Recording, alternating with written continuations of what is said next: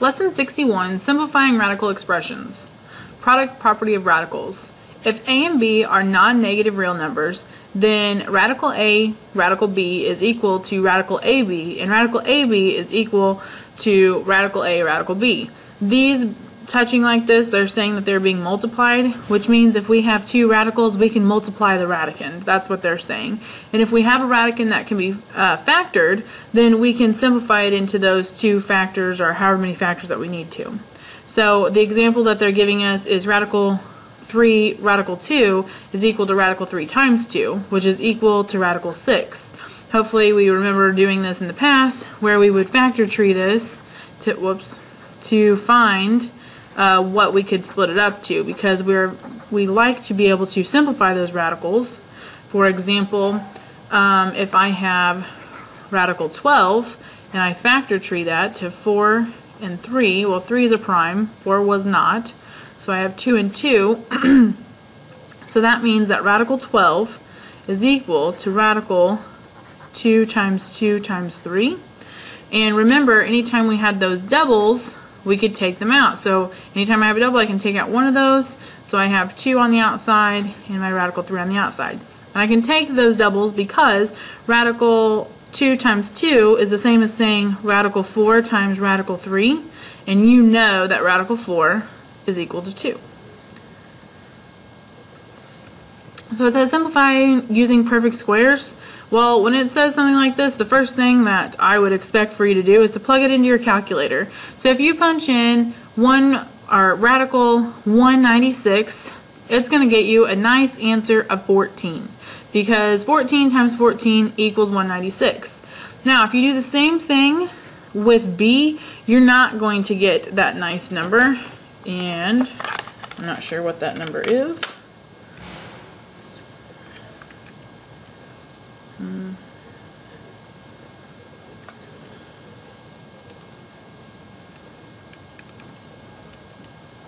You get 17.88854382, so that's not what we're wanting here. We want an exact answer, which means that there are going to be radicals in our answer. So we are going to start by factor treeing this, and I'm going to split it into 10 and 32. Go down. And 10 breaks into 2 and 5. Those are both primes. 32 is 8 and 4. 8 splits into 4 and 2. 4 splits into 2 and 2, and 4 splits into 2 and 2. So now I have the prime factorization, so I can write that as radical. I have 1, 2, 3, 4, 5, 6 2's. So 2 times 2 times 2 times 2 times 2 times 2 times that 5. You can mark it out. And just like I said before, we can take any of those doubles. So I have 1, 2, 3 double 2's, which means I can pull out 2 times 2 times 2, and then I have radical 5 left. And remember, we can do that because that radical 2 times 2 is the same as saying radical 4 times radical 4 times radical 4 times radical 5. Well, these all work out to be 2. That is not going to work out because 5 is not a perfect square. So I have 2 times 2 times 2 is 8 radical 5. And that's my final answer. Simplify using prime factorization, that's what we just did. That seems to be what students handle the easiest. So if I split 90, I'll split it into 9 and 10. 9 splits into 3 and 3. 10 splits into 5 and 2. Okay, so I can write that out as 2 times 3 times 3 times 5. I have one set of doubles, and those are 3's, which means I can pull out a 3. Then I have radical 2 times 5, which gives me 3 radical 10. And that's my final answer. Simplifying using powers of 10. Okay, this works out very similarly. I can change this 1 million to a power of 10. You should see that I have 1, 2, 3, 4, 5, 6 zeros, which means I'm going to have radical 10 to the 6th. Well, I'm not sure if we've talked about it in here yet or not, but this radical is the same as saying to the 1/2 power. So I could write that as 10 to the 6th to the 1/2. And I hope that you remember that I have a power raised to a power. I multiply those two things. So that would give me 10. 6 over 1 times 1 over 2, which gives me 10 to the third, or 1,000. Okay? Do you have to do it this way? No, you can split it all the way down if you want to. You could have also just split it into a bunch of tens because you knew that it has to be 10 times 10 times 10 times 10 times 10 times 10. So if I write it like that instead, 1, 2, 3, 4, 5, 6. How many doubles can I pull out? 1, 2, 3 doubles, which is 10 times 10 times 10, which gives me 1,000. Okay. Same thing happens here.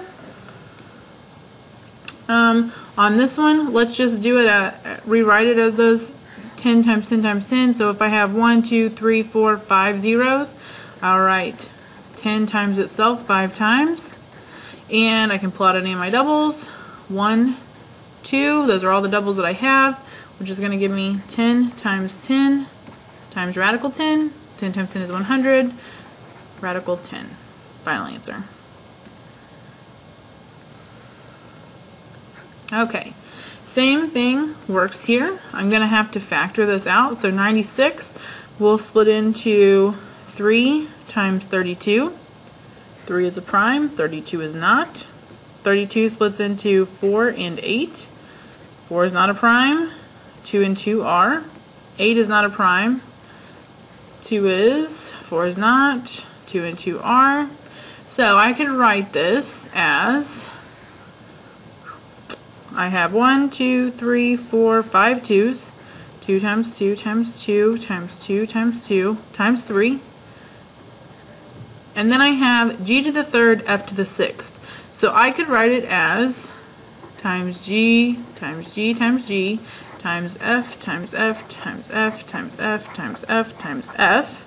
And then I can pull out my doubles. So I have 1, 2, 2 double 2's, which means I can take out 2 times 2. I have double g's, so I can take a g. 1, 2, 3 double f's. So I have f times f, radical, and I'm left with 2 times 3 times g. So that's what stays on the inside. 2 times 2 is 4. G, this would be f to the third. Radical, 2 times 3 is 6. G, final answer. Okay, you could also see that whenever you have an even number, just like we did on A on the last example, you can divide that by 2. Or multiply it by a half. That would have gotten us the f to the third out here. This one you can take away. It'll only go in one time evenly, so you know you're going to pull 1 out, and then there would be 1 left over. Okay. So on this one, 54 splits into 6 and 9. 6 splits into 3 and 2. 9 splits into 3 and 3. Okay, so I can write that as radical 2 times 3 times 3, and then I'm going to write times p to the 7th times q to the 3rd. Okay, so I can pull out a double 3, so I have 3, and I'm left with 2 p to the 7th q to the 3rd. But if I took these and I divided them by 2, which is the same as multiplying by a half, okay, I shouldn't show it inside of this, but 2 will go into 7 3 times evenly, which means I have 3 p to the 3rd. That 2 is still there. I would be left with 1 p because it went in 3 times evenly. 3 times 2 is 6. 7 minus 6 is 1, so p to the 1st. It goes into q 1 time evenly because it's a 3, or into the 3 1 time evenly. So I have q out here, and then 2 times 1 is 2, and 3 minus 2 is also 1. So this is my final answer. You can always write these out if you need to show those doubles so that you can pull them out. That's just as well. Or you could split it up into, if we had this one, we could have rewritten it as 3 radical 2 p to the 2nd times p to the 2nd times p to the 2nd times p times q to the 2nd times q, because you should remember that when I multiply by the same base, I add those exponents. So 2 plus 2 plus 2 plus 1 would be that 7. And 2 plus 1 would be 3. And anytime I have a square of a square root, those cancel each other out. We should remember that from doing all kinds of area of a square. Okay, so that would be 1p, 1p, 1p, and 1q shows us what we're left with. So I have 3, 1, 2, 3p, so p to the third. And then that 1q came out, radical, and I'm left with 2pq. Final answer. Paolo has a square bedroom. The area measures 72 square meters. Find the length of one side of his bedroom. So it says that he has a square bedroom. So the first thing I'm going to do is draw a picture of his square bedroom, or a picture to the best of my ability. And I know that the area measures 72 square meters. So I have area equals 72 square meters. And I want to know the side lengths. And I know that the sides of this square are all the same.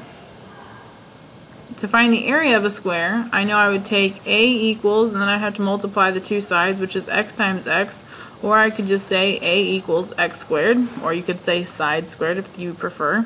So all I'm going to do is plug in what I know, and I know that the area is equal to 72 square meters. And that that's equal to my x squared. Well, to cancel a square, I do the opposite, which is square rooting. When I do the one side, I always do it to the other. I have to. So then I can break this down. 72 splits into 8 times 9. Then I have 2 and 4, 2 and 2, and 3 and 3. Okay, and then this, we know that those two just cancel, which is also going to happen with my meters. My meters will cancel, so the m is coming out for the meters. And so right now I have m radical 3 2's, 1, 2, 3, so 2 times 2 times 2, and then 1, 2, 3's, and I can pull out any doubles, so I have double 2's, double 3's, so I have 2 times 3 times, I don't need times, m for meters, and radical 2 is what's left, so I have 6 radical 2 meters, because I always want that m to be at the very end because it's my label. It's not a variable in this case. It's my label of my units. So that's all I have for you for today. I hope that you've taken good notes, and I'll see you in class tomorrow. Have a good night.